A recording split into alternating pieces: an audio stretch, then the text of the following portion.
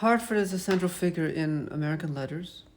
We see, the home of Mark Twain, Harriet Beecher Stowe, Wallace Stevens, of course, and so any student of literature must be familiar, I think, with the city, as was I.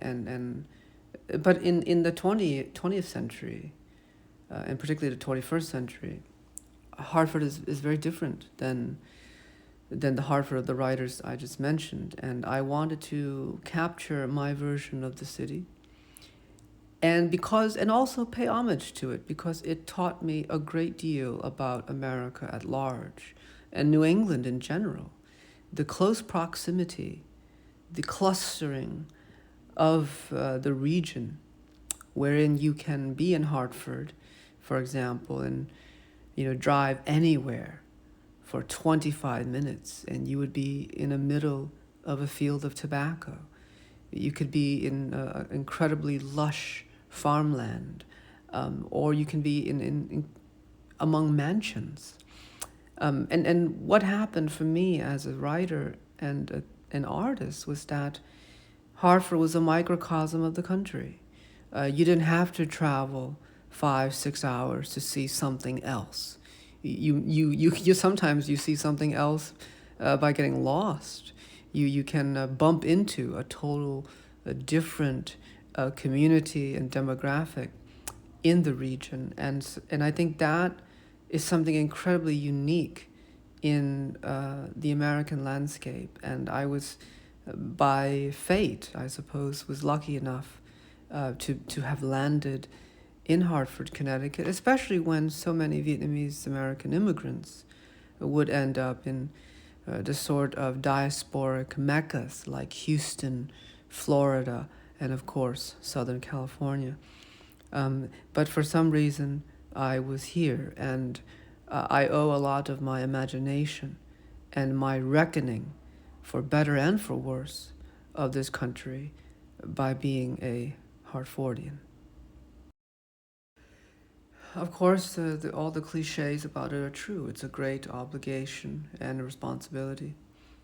It also came with a lot of disorientation because it is a very unique set of circumstances wherein the youngest member of the family, having been raised by adult women, as myself, suddenly gains the most power. And language, especially English, is a vehicle of power.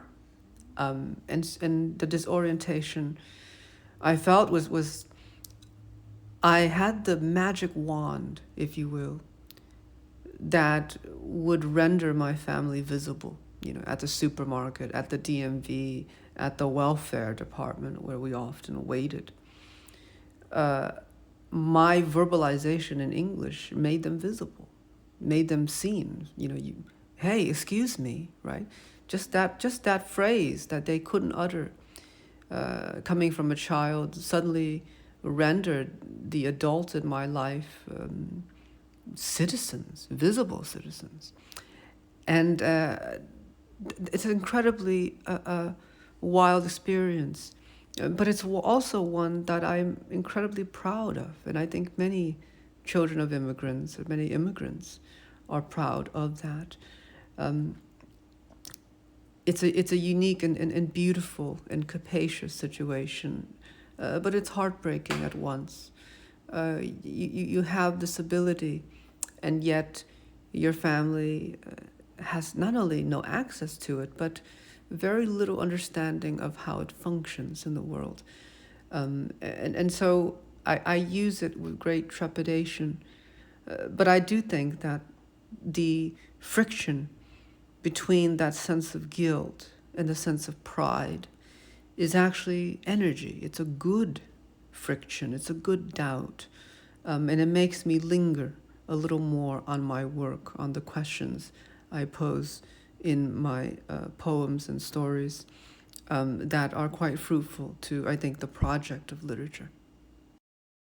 The epistolary format, I think, is very fruitful for a novel like this because I was deeply interested in using the kind of essayistic digression And if you have a traditional novel that narrates a plot structure, the digressions become conspicuously stagnant.